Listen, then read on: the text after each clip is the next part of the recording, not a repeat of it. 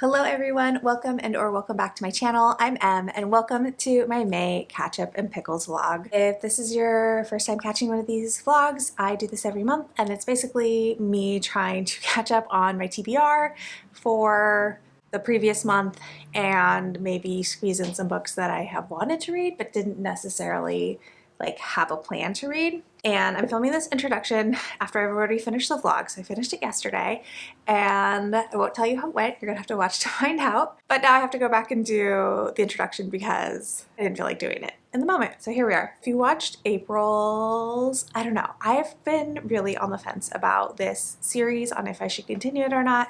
I really like having the 5 days to a week of accountability of trying to get some stuff done. But I feel like the whole ketchup and pickles thing is really random and weird and maybe too weird for the algorithm. But I don't know. Let me know what you think. The ketchup and pickles comes from a elementary teaching tactic where you have your ketchup column, which is all the stuff that you need to catch up on and get done, and then your pickles column, which is like all your fun stuff that you want to do, and once you finish your ketchup stuff you can do your pickle stuff. That's where that comes from. I wanted to finish out my TBR for April because even though I make the TBR and I make the rules, I am very much a check things off the list type of person, and having things on my TBR that I don't read stresses me out a little bit, even though it doesn't really matter. But it matters to me. And I really wanted to finish my TBR for April. And I had 2 books left on that list. I had Mary Barton by Elizabeth Gaskell, which was my pick for my year of Butler and Gaskell. This is her debut. And after loving North and South so much in February, I'm really excited to finally read something new from her, for me. Because obviously this is a classic. Elizabeth Gaskell's been dead for a while, so new for me. I really wanted to get this done before the end of the month. And then I am also lurking in the Solid State Science Fiction and Fantasy Book Club. I'm having a great time reading the books. I'm not participating though because I am waiting too long to get them done and I need to get that under control. But the pick for this month was Some Desperate Glory by Emily Tesh. This is the Illumicrate edition and it's just really, I think, one of the prettiest books. Not that I have very many Illumicrate books anymore, but I really do think this is a pretty book. And this is a space opera, and I've actually tried to read this before. I tried to read it the year it came out, shortly after I got it, and I DNF'd it 50 pages in because in this world with this group of humans living on this space station type place, there is forced pregnancy and forced birth scenario. And I don't read books with that in them because I find it really upsetting. It's truly one of the only triggers that I have. And so that was an element. So I DNF'd 50 pages in because I didn't know how big of a part of the story it would be, and I was scared, basically. But then last year it got nominated for a bunch of SFF awards, and then a bunch of readers whose taste I trust started giving it a really high rating, and then the book club picked it. So here it is on my TBR. I hauled it out of the bag where I put my Pango books that I've listed and took it off my Pango listing and told myself that I would give it one more try. These are my catch-up books, and then I did manage to squeeze in one book off of my TBR that I had really wanted to read but didn't have any immediate plans to read, and I won't spoil for you what that is, and that was a time, let me tell you. I hope you have fun watching this vlog. I definitely had fun with my reading for this past week, and without further ado, we'll throw it back to past Emily and you can see how it went.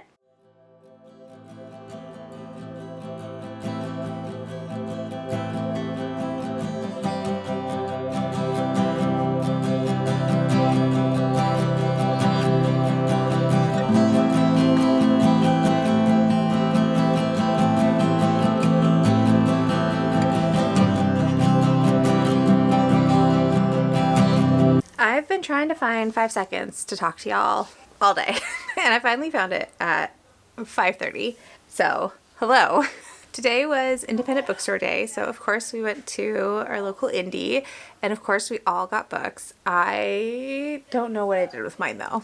I took it out of the bag when we got home, put it down, and I have no idea where I put it down, so I have to find it and then I'll show it to you. But I did also want to wait to update you until I had made a good amount of progress with Some Desperate Glory. I am now past where I had DNF'd it previously. I had gotten to, I think, chapter 5 or chapter 6, and now I'm past that. I'm at page 100. I'm trying to read at least 50 pages a day before, just so that I can keep some forward momentum.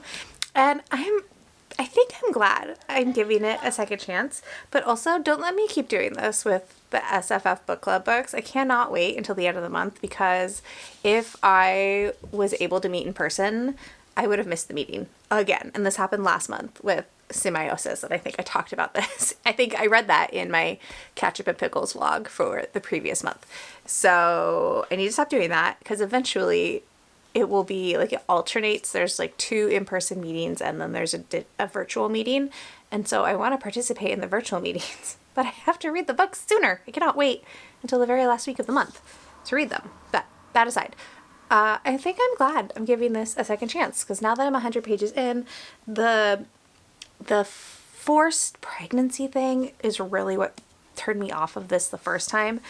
The fact that, you know, humanity has survived global devastation and being attacked by this alien species, and there aren't very many of them left. And so their society is very rigorously controlled, and how humans are made and raised and trained is all very structured, very regimented. And when you come of age, you get slotted into the department that the leaders think you will benefit humanity the most in. And one of those departments is nursery, where you are pregnant for, they said, for 2 decades, and you get pregnant like every 2 years. That no. So I was really nervous that that was going to be a big chunk of the book, and I very much avoid books with forced pregnancy as a plot point. But luckily I like glanced off of it, which I'm glad. And now we're on to like the space opera adventure. I will say I think Kerr is insufferable. She is very young and has been very privileged in this new human society, and doesn't have any concept of empathy or compassion, or that not everyone is like her, and just has lived in her own little bubble for too long. So we opened the book meeting Kerr, and she's in her mess, which is like the group of girls that are the same age as her, that she has grown up with as a cohort since she was 7. And now they're all, like, we meet them right as they are all starting to get their assignments. And as each of them leaves, they tell Kerr that she's the worst. Nobody likes her. Some of them tell her they hate her. So I'm not the only one that thinks Kerr is insufferable. Like, everybody does. Kerr is one of the few to have a family. She has a biological brother. The children in this society aren't raised by their biological parents, because they're trying to make sure that parents don't show favoritism. So she knows who her biological mother is and who her biological father is, but she never interacts with them. And she wasn't raised by them. She was raised by somebody else. And then when they're 7, they're put into their mess and their training begins.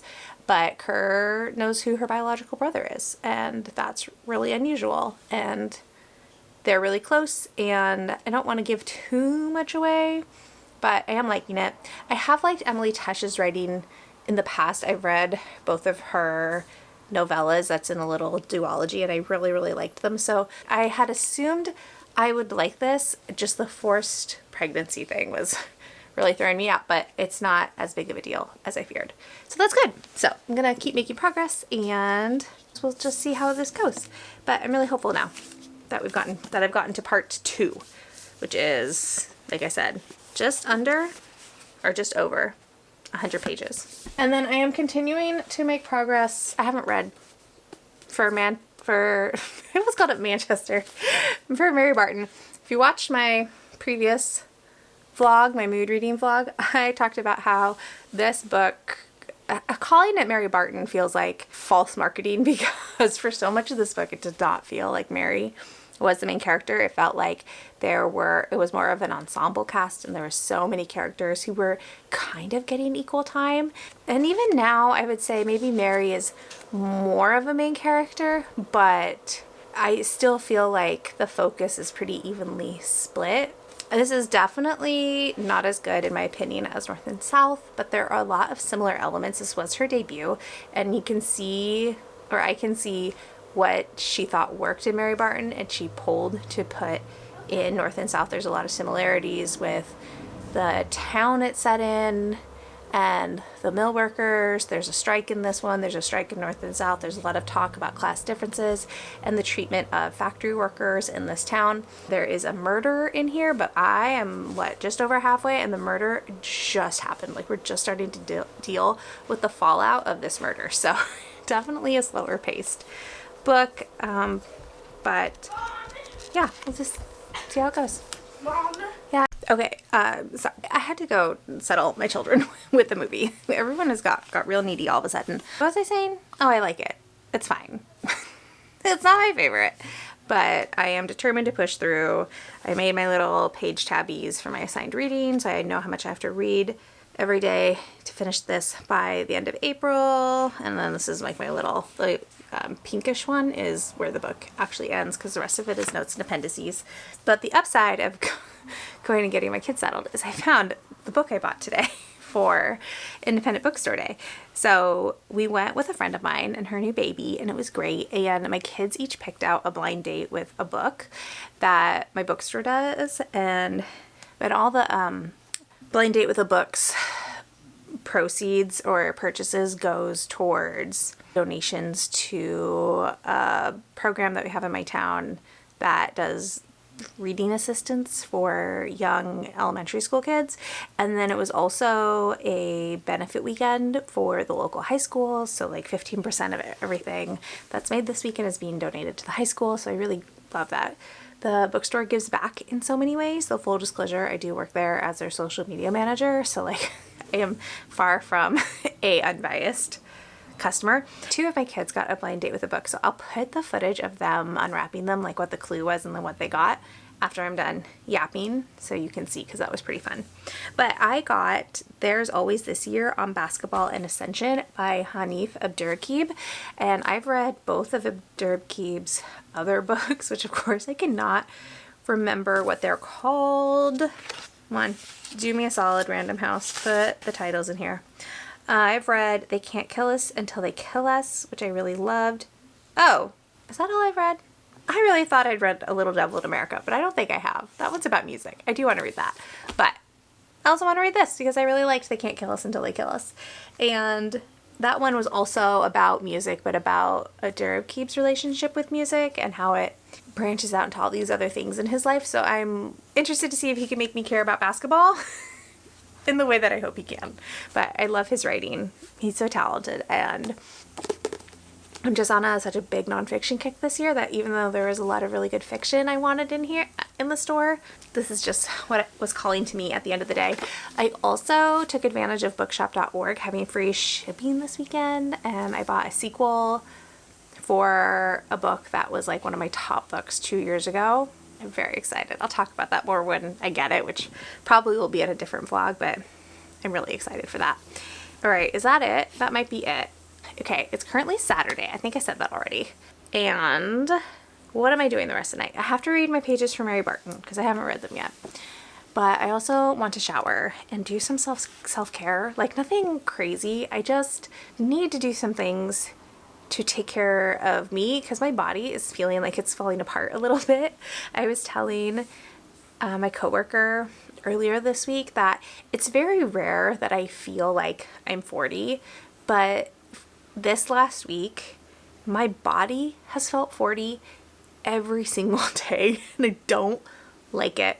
And I'm supposed to go on a run tomorrow, and I don't want my body to feel run down and tired and achy before I even start. So I'm going to try and do some stuff tonight to set myself up for success tomorrow.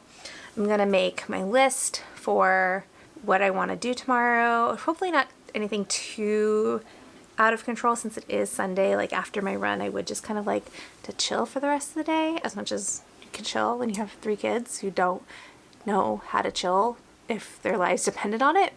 But that's okay. That's okay. We'll do our best. Turn it. Hold still. Hold still. Hold still. Okay. Come on. What is it?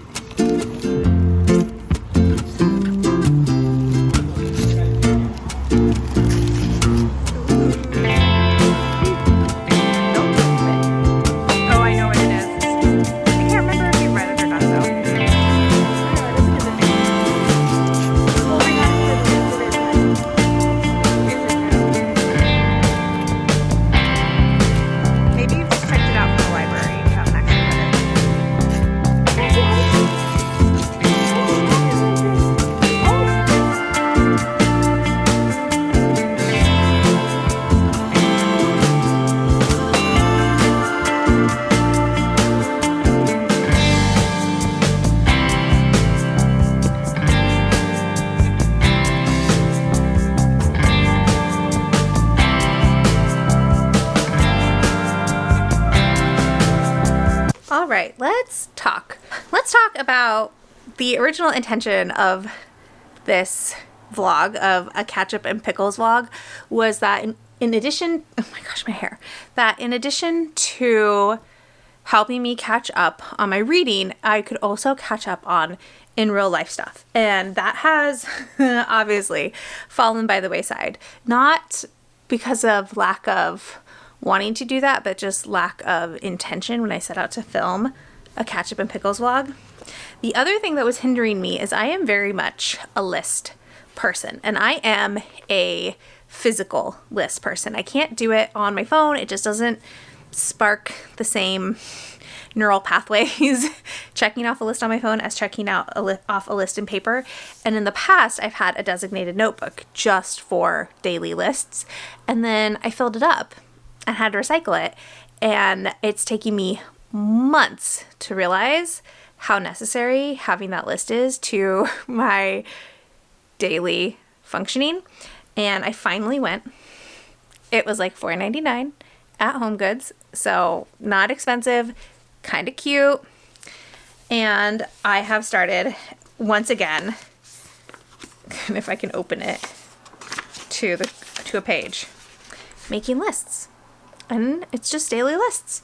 And it's nothing earth-shattering, nothing groundbreaking, but it has made such a big difference. I've gotten things done in the last 3 days since I bought this that I have been meaning to do probably for at least a month, if not months, plural. If your brain works like my brain, here is your reminder to get a list notebook so you can make lists.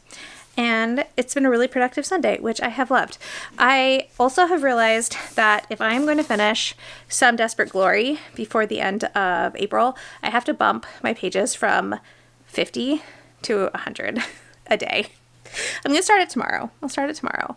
I don't think it'll be too difficult. I think because I am liking the audiobook, I think if I listen to the audiobook while I'm at the gym, I should be able to get through it because the audiobook goes fast, and I really like the narrator, and I am liking this story so much more. I still think Kerr is insufferable, but I'm liking that we're at the point where Kerr is not willing to believe that she's been brainwashed yet, and so she still has all these excuses, but you can see the cracks starting to form, and nobody is coddling her about it. And so it's kind of nice to see her not getting her way. Makes her unlikableness a little bit easier to handle when she's not getting her way. And then last night at bedtime, because I had finished my pages of both Mary Barton and Some Desperate Glory, I needed a book at bedtime because I wanted to read before I went to sleep, because that's part of my bedtime routine. But I didn't really want to read either of those books, and so I very impulsively picked up Walking Practice by Dolki Min. And this is translated from Korean, and it's horror, and it's novella. And I've wanted to read it for a long time, and whoo, buddy. This is a book that I am reading. I bought it because Gabby read it, and Gabby said that and the back of the book says this as well, that this is about an alien who has been stranded on Earth and has to disguise itself as human and has to practice walking because it's not used to walking on only two legs, and gravity is different on Earth, and so its body really struggles to acclimate to be in disguise on Earth. And so it has to practice walking, and it also eats humans, and that there was some really cool stuff about gender in here. And there was at the beginning some really cool things about gender. What Gabby didn't mention, or maybe she mentioned it and I just like ignored it, and what the back of the book doesn't mention is how sexual this book is. There is so much sex because this alien has sex with people before eating them. And it's a lot. So, but it's kind of like a train crash. I'm having a really hard time putting it down, and I'm not really sure where we're going. I think I've gotten to the plot point that's described on the back of the book. So we'll see what like the fallout is from that. I am loving the writing. The translation is so good. And I just like I love the writing. I think this is such an interesting concept and idea, and there are parts of it that I really love, but there's so much sex stuff and that I am not loving. So I have no idea what I would even rate this. I have no idea who I'd even recommend this to. I just don't know. It's kind of the writing is reminding me in places of Coup de Grace by Sophia Ajram, and I loved the writing in this, and so there's snippets of this writing that I love in the same way, but I'm finding I'm not enjoying, that feels wrong. I'm not liking the content that the writing is describing in this one as much, not nearly as much as I enjoyed it in Coup de Grace. So anyways, those are your updates. I'm probably going to finish this tonight because I finished my reading for Mary Barton and Some Desperate Glory. If I can finish, well, I won't say that yet. Let me start my new pages of Some Desperate Glory. Let me see how reading 100 pages goes tomorrow before I talk about whether or not I'm going to try and squeeze one more book into this vlog. I do have an audiobook from the library, the book that I've been wanting to read for a really long time, and I would love to read it in this vlog, but I don't know that I'm going to have time, considering this vlog's only going to go to the end of the month. I'm going to go sit down and read Walking Practice for a little bit. I'm going to make my daily list for tomorrow. I have a couple things left on my list for today that I need to complete, and I'll get those done. And it's Sunday, so it's Slayer Sunday, which means we're going to be watching an episode of Buffy the Vampire Slayer this evening. So I'm looking forward to that. That'll be great. But yeah, it's been a good weekend. It just went by far too fast.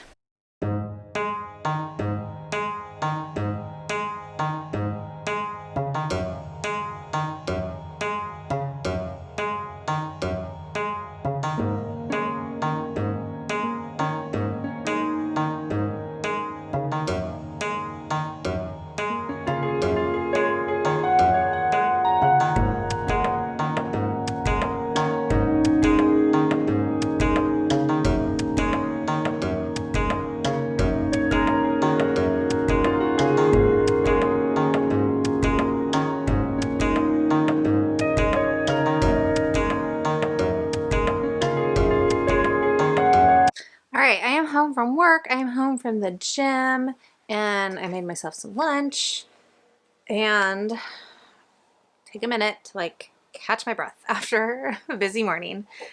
I was not as productive this morning as I had every intention of being. I didn't sleep super great last night. I tossed and turned quite a bit, and then so I slept in a little bit because of that. And then when I woke up, I wasn't really in the mood to read. So I didn't. I drank my coffee, I watched some YouTube, and just let my brain slowly wake up. And I also went to bed late last night. And part of the reason I went to bed late last night is because I did finish Walking Practice. I still have not figured out my rating for this one. I just don't even know. I don't even know. This is such a weird little book.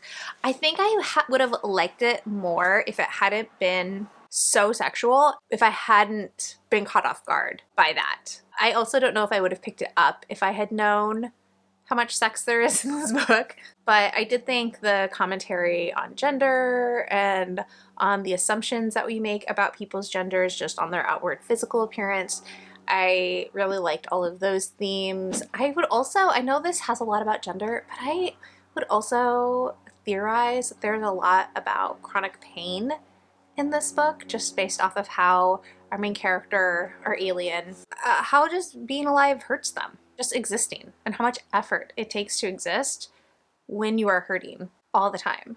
And I liked that. I don't know if that was purposeful. I haven't seen that mentioned in any reviews, but that's something I picked up on. I have no idea what to rate this, but I did recommend it to one of my friends at coffee this morning, so we'll see what she thinks of it when she gets around to it. Even though I didn't read any of Some Desperate Glory, and I was supposed to start my 100 pages today, I did listen to the audiobook while I was at the gym just now, and like I said, it's a fast audiobook, so I have like 20 pages left to hit my 100 pages goal for today. I would still say that I like this just fine. You know, the thing is Kerr is not easy to root for, and she's not someone who's fun to hate, so it just kind of makes for a fine reading experience. I think the themes about brainwashing, being taught history that isn't true, and the unpacking that you have to do once you learn what the truth of different historic events actually are, and grappling with that and figuring out what your piece is in it, of your complacency, what you've been complicit in. I think that's all very interesting. I think it's all very relevant and topical, but I don't know that Kier is my favorite person to be taking us through this. I don't even know that I really like anybody in this book. I like Allie. When the scenes Allie was in, I was having a good time. I thought Allie was a great character.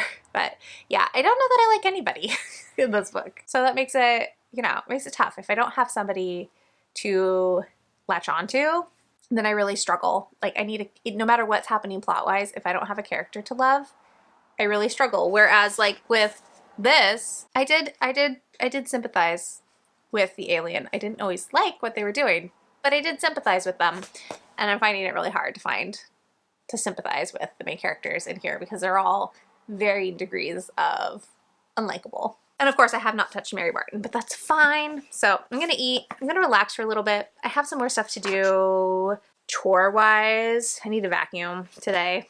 Youngest should be home from school in like 10-15 minutes. And I don't think either of the twins have play rehearsals today, so they'll be home in a little bit too, so the house will be busy. So yeah, I'm just gonna relax. That's the plan. And I probably update you tomorrow when I have something more to say or have something fun to do. I don't have anything fun to do.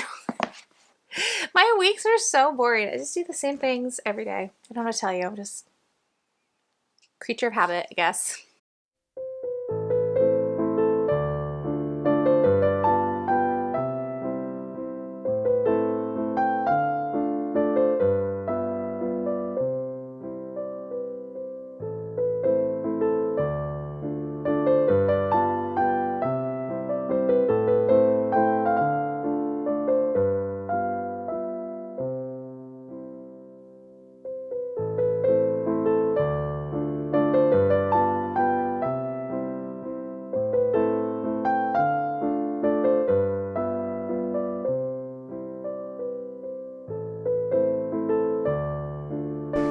I'm home from work. I feel a little bit like the trash lady in Labyrinth right now, because I have on like the baggiest shirt I own, and then this kind of makes me feel like I'm ready to, go full hovel. Anyways, I have a chapter and a half left of Mary Barton. So let's finish it.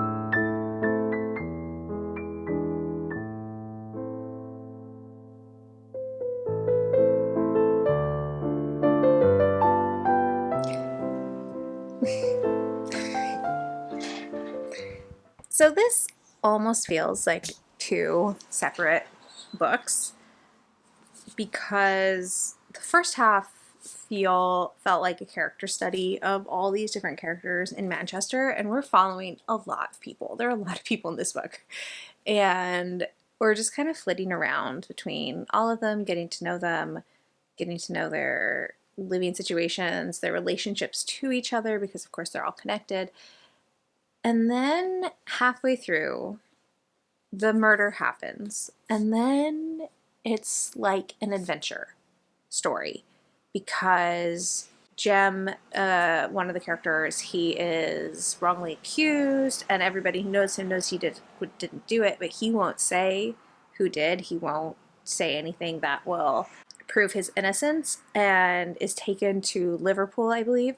And it's this desperate scramble to get from Manchester to Liverpool, and then to hunt down a person who will be able to provide an alibi for Jem.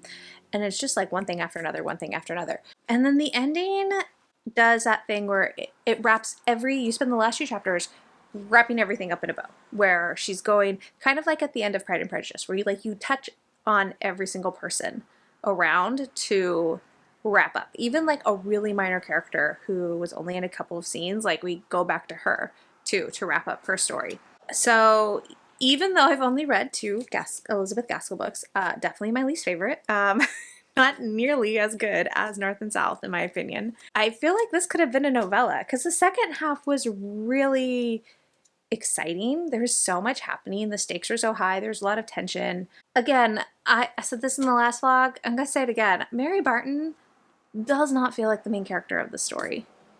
And granted, she is more the focus in the second half, but never to the point where I feel like she is the one guiding us through.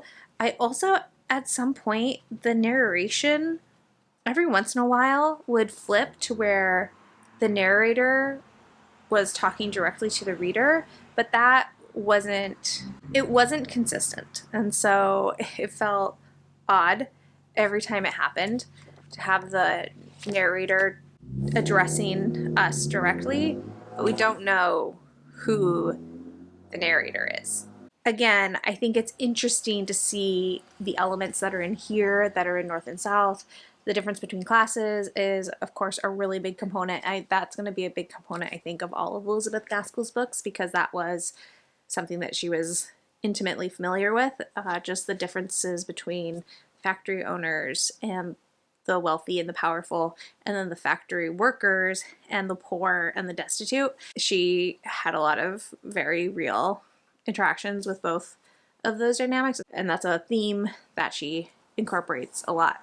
But just in the way that, there was a strike, and the strike reasons were the same as they were in North and South. How it kind of shook out was the same. The conversations between the masters of the mills and the workers was very similar. Yeah, it even had that thing that North and South has and that Pride and Prejudice does, where the two people that ultimately fall in love, like there is a proposal earlier in the book that Mary, rejects, and then quickly comes to regret having rejected that man. I think I'll probably give it like a 2, because I feel like it didn't know what type of book it wanted to be, and I didn't find it as interesting or as compelling as North and South. I really think North and South, so far, is her best work. So I'm going to have to think very carefully about what book I pick to read from her in June, because I want to be sure that I don't pick another book that is going to have a similar plot line, I guess. So, but I finished it, yay! Which means I'm now just going to focus on some Desperate Glory, which would be great. I do have to go to the gym, but I wanted to come home and finish this first. So I'm going to relax for like 45 minutes, and then I'll go to the gym, and then I'll have to pick up my youngest from school, and then the afternoon will happen. But yay, I finished a book. All right, it is not even 4 o'clock on April 30th, and I did it. I finished my whole TBR for the month of April. I'm thrilled. And I actually really enjoyed Some Desperate Glory. I'm going to give it 4 stars, which is a much higher rating than I ever imagined giving it. Granted, I didn't imagine ever actually reading this whole book, so what do I know? I think this is a book that definitely gets stronger. It's so shiny. Stronger as it goes, and there is a reveal, gosh, maybe about halfway through, that just altered how I felt about the book. Before, I was very like meh about it, and then there is that reveal, and it just got infinitely more interesting. I did grow to like her just a little bit. She's still not my favorite character. I don't know that I really like any of the characters in this book except for Allie, but I did really like this story, and I really like Emily Tesh's writing style. It definitely works for me, and I'm excited to pick up whatever comes out next, which I think she has a book coming out soon-ish, maybe. So yeah, absolutely thrilled. That also means we have made it to the end of this vlog because tomorrow is May 1st and I am all caught up with my reading, which is a great feeling. I feel like this never actually happens for me. So it was great. It was a really productive week too. I'm still, riding hard for my list approach to getting things done, and it's working out really well. I actually have to go complete my to-do list for today now that I have finished some Desperate Glory. So yeah, if you have made it to the end of this video, thank you so much for watching and spending your precious time with me. I would love to hear your thoughts on any of the books I read in this vlog. If you just want to leave an emoji to let me know that you made it to the end of the video. Let's do a check mark for all the things that I got done this week, and like if you like it, subscribe if you want to, and I'll talk to y'all in the next one.